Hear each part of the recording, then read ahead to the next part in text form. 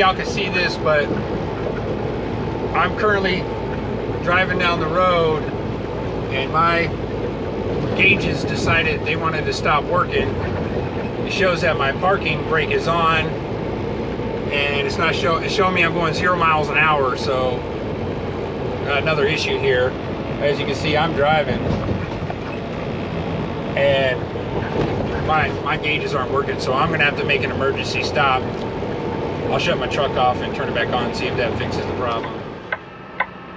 So I pulled over, did an emergency stop, and I shut my truck off, and my gauge, my lights on my gauges, it's stuck on this, and when I turn the engine off and try to restart it, the screen for me to enter in the code to start the truck won't even come on. So now I'm stuck here.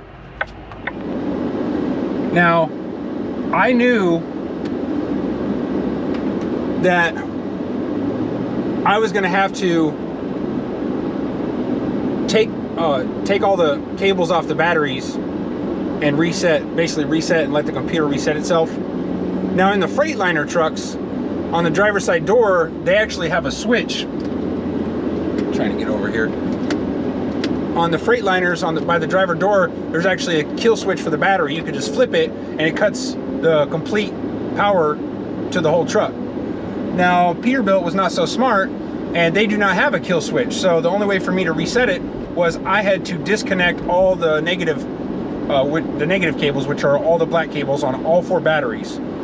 And I did that. I waited a minute and hooked all the cables back up, put everything back together, and then my truck finally restarted.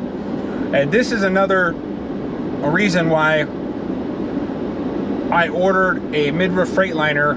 It should be here at the end of the month, and I can't wait for it to come in because it seems that there's always an issue with these newer Peterbilts.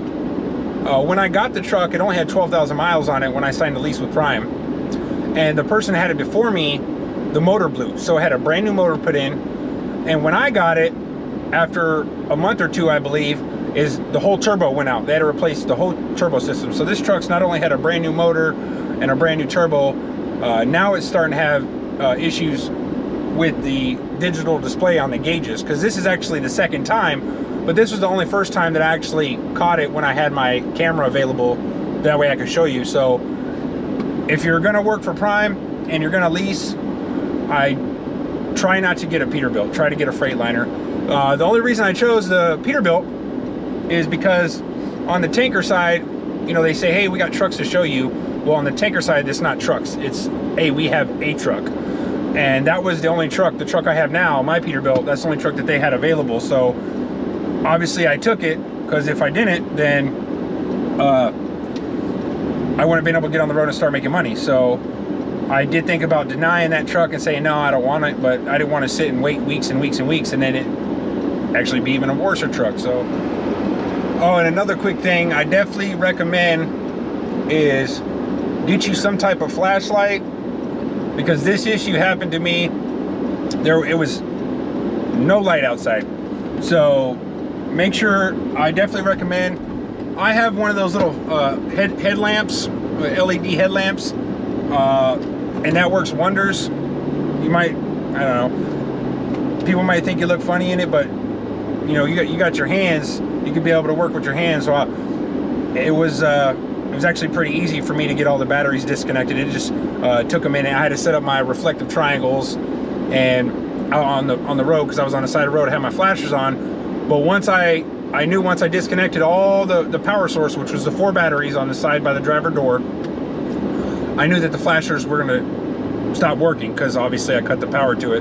But make sure you make sure you keep a flashlight with you. You know, if you're gonna be trucking, you know, because you never know what could happen. You know, I'm just lucky because when I first got my truck, I just made sure to have all my tools. I've done building maintenance for a long time, so I pretty much had all the tools. But I definitely recommend getting you a toolkit. Definitely have a flashlight, at least a flashlight. I would get a headlamp, like an LED one.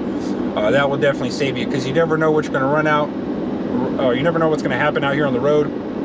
But you know, you just take one problem at a time and you try to find a solution to that problem. So and that's what I try to do out here.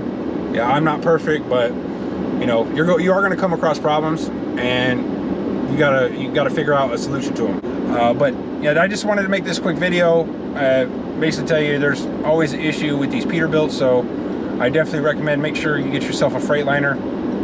I have one coming in. Hopefully, like I said, it'll be here at the end of the month.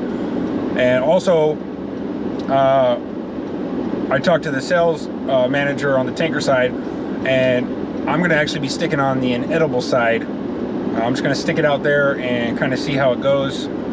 So I'm not going to run any food grade loads. I'm going to keep my fittings for now in case I decide here in a couple weeks. It just really depends. But I'm going to stick it out on the inedible side. Thanks for checking out my video. Make sure to give me that thumbs up button. Leave a comment down below. And if you haven't already, go ahead and subscribe to my channel.